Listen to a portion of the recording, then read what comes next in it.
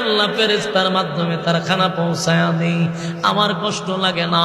কিন্তু আমার বন্ধুরে যদি কেউ আঘাত দেয়, আমি আল্লাহ এটা বরদাস্ত করতে পারি না, আমি সহ্য করতে পারি না। আবু লাহাব গালি দিছিল, কমপ্লিট সূরা আমি নাজিল করে তার বিরুদ্ধে দাঁড় করায়া দিছি।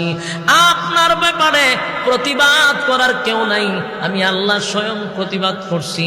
এখন আপনারে তারা আবেতার বলে গালি দেয়, আপনারে নির্বংশা বলে গালি দেয়, আপনারে আটকুড়া বলে গালি দেয়, প্রতিবাদ করার কেউ নাই, কেউ নাই, কেউ নাই, কেউ প্রতিবাদ করে না।